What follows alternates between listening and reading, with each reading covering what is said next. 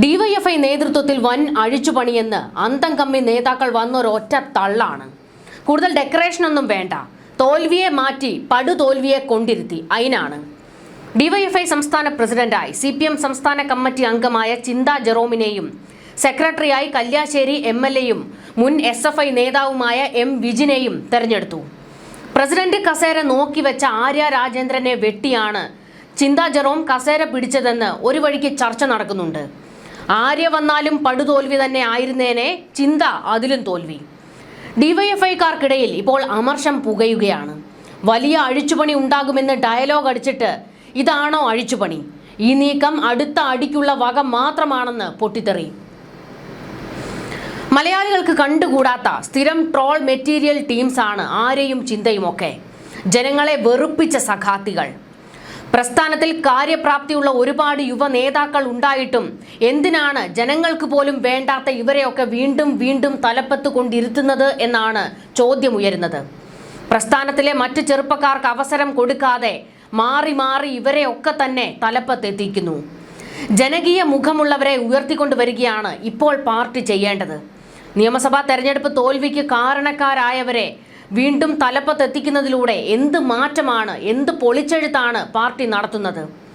തിരുത്തി തിരികെ വരണമെന്ന് താഴെ തട്ടിലുള്ള പ്രവർത്തകർ ആവർത്തിച്ചാവശ്യപ്പെടുമ്പോഴും ഒരു കൂട്ടർ പാർട്ടിയുടെ തലപ്പത്തും അധികാര കേന്ദ്രങ്ങളിലും അള്ളിപ്പിടിച്ചു കിടക്കുന്നു. തെരഞ്ഞെടുപ്പ് തോൽവിക്ക് ശേഷം എന്ത് മാറ്റത്തിനാണ് ഈ പാർട്ടി തയ്യാറായത് എന്ന് അകത്തുനിന്ന് തന്നെ, അതായത് പാർട്ടിക്കുള്ളിൽ നിന്ന് തന്നെ ചോദ്യം ഉയരുന്നു. ഡിവൈഎഫ്ഐയുടെ തലപ്പത്തേക്ക് വനിതാ നേതാവ്, ഇത് വലിയ നവോത്ഥാനമെന്നാണ് പാർട്ടിയുടെ തള്ളൽ. എന്ത് നവോത്ഥാനം കാണിക്കലാണ് ഇത്? വേറെ ഏതെങ്കിലും എഫിഷ്യന്റ് ആയ ഒരാളെ ആ പദവി ഏൽപ്പിച്ചിരുന്നെങ്കിൽ ഒരു വിലയുണ്ടാകുമായിരുന്നു. പാൽപായസമായാലും നായ നക്കിയാൽ തീർന്നില്ലേ എന്ന് ഒരു കൂട്ടം SFI DYFIക്കാർ ചോദിക്കുന്നുണ്ട്. എത്രയോ നല്ല വനിതാ നേതാക്കൾ, യുവ നേതാക്കൾ ഈ പാർട്ടിയിലുണ്ട്.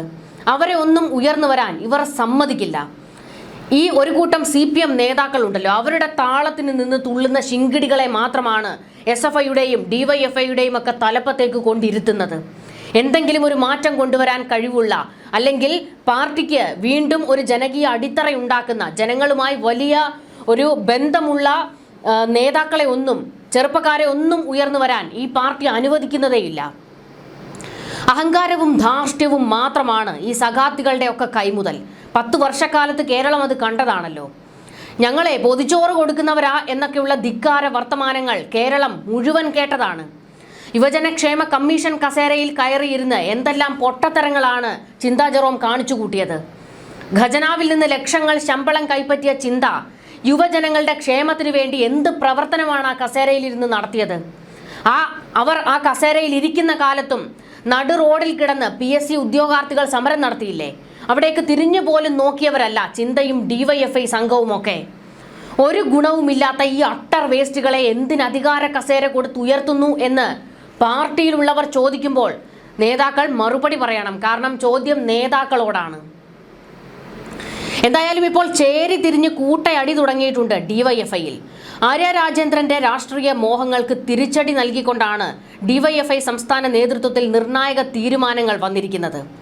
സംഘടനയുടെ സംസ്ഥാന പ്രസിഡന്റ് സ്ഥാനത്തേക്ക് എത്താനുള്ള ആര്യയുടെ നീക്കങ്ങൾക്ക് CPM സംസ്ഥാന സെക്രട്ടറി MV ഗോവിന്ദനാണ് തടയിട്ടത് എന്നാണ് വിവരങ്ങൾ. അതായത് MV ഗോവിന്ദൻ പൂർണ്ണമായും ആര്യ രാജേന്ദ്രനെ വെട്ടിത്തള്ളുകയായിരുന്നുവെന്ന്. തലസ്ഥാന നഗരിയുടെ മേയർ സ്ഥാനത്ത് നിന്ന് പടിയിറങ്ങിയതിന് പിന്നാലെ DYFIയുടെ സംസ്ഥാന നേതൃനിരയിലേക്ക് വരാൻ ആര്യ രാജേന്ദ്രനും അവരെ പിന്തുണയ്ക്കുന്ന ചില നേതാക്കളും വലിയ നീക്കങ്ങളാണ് നടത്തിയത്. സംഘടനാ മികവും യുവമുഖം എന്ന പ്രതിച്ഛായയും മുൻനിർത്തി ആര്യയെ പ്രസിഡന്റാക്കാനായിരുന്നു നീക്കം. എന്ത് പ്രതിച്ഛായ, എന്ത് ജനകീയ മുഖമാണ്, എന്ത് യുവമുഖമാണ് ഈ പറയുന്ന ആര്യ രാജേന്ദ്രൻ ഉള്ളത്? മേയർ കസേരയിൽ കയറിയിരുന്ന് കാണിച്ചത് മുഴുവൻ ധാർഷ്ട്യവും അഹങ്കാരവുമാണ്. അതിനുള്ള മറുപടിയാണ് തിരുവനന്തപുരത്തെ കോർപ്പറേഷന് കൊടുത്തത്, ജനങ്ങൾ കൊടുത്തത്. ആര്യയുടെ വീടിരിക്കുന്ന വാർഡിൽ പോലും 8 നിലയിൽ പൊട്ടുന്ന കാഴ്ചയാണ് ഉണ്ടായത്. ഈ ഒരു ഗതികേടിലേക്ക് ഈ പാർട്ടിയെ കൊണ്ട് എത്തിച്ചതിൽ ഈ സഖാത്തികൾക്കൊക്കെ വലിയ പങ്കുണ്ട്. മാത്രമല്ല, ആര്യ രാജേന്ദ്രനെ ഉയർത്തിക്കൊണ്ട് വരരുത് എന്നുള്ള ആവശ്യം പാർട്ടിയിൽ നിന്ന് തന്നെ ശക്തമായി ഉയർന്നിരുന്നു. പ്രത്യേകിച്ച് ശിവൻകുട്ടിയെ പോലെയുള്ള നേതാക്കൾ ആര്യയെ മാറ്റി നിർത്തണം എന്നുള്ള ആവശ്യക്കാർ തന്നെയായിരുന്നു. തിരുവനന്തപുരത്തെ ഒട്ടുമിക്ക മുതിർന്ന CPM നേതാക്കളും ആര്യയെ മാറ്റി നിർത്തണം എന്നുള്ള ആവശ്യം ഉന്നയിച്ചവരാണ്. കാരണം പല ആവർത്തിയാണ് ആര്യയ്ക്ക് നേതാക്കൾ മുന്നറിയിപ്പ് കൊടുത്തത്. അഹങ്കാരവും ധാർഷ്ട്യവും മാറ്റിവെക്കണം, ജനങ്ങളുമായി ഇടപഴകണം, പാർട്ടിക്കാരുമായി എപ്പോഴും ഒരു കൈയകലത്തിൽ ആ ഒരു ബന്ധം നിലനിർത്തണം എന്നൊക്കെ.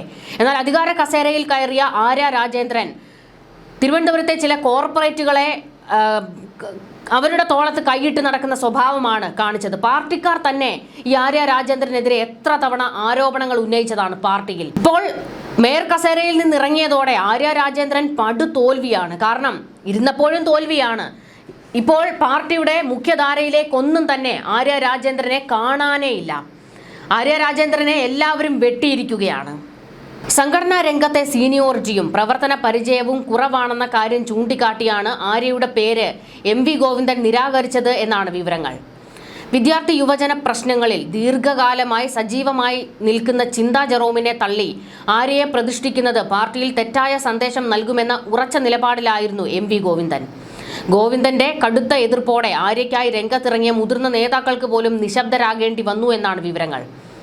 ഇതോടെയാണ് കൊല്ലത്ത് നിന്നുള്ള CPM സംസ്ഥാന കമ്മിറ്റി അംഗം ചിന്താ ജെറോമിന് പ്രസിഡന്റ് പദവിയിലേക്കുള്ള വഴി തെളിഞ്ഞത്. വിദ്യാർത്ഥി രാഷ്ട്രീയത്തിലൂടെ കടന്നുവന്ന് പാർട്ടി സംസ്ഥാന ദേശീയ നേതൃത്വങ്ങളുമായി അടുത്ത ബന്ധം പുലർത്തുന്ന ചിന്തയുടെ പേരിന് MV ഗോവിന്ദൻ പൂർണ്ണ പിന്തുണ നൽകുകയായിരുന്നു അത്രേ.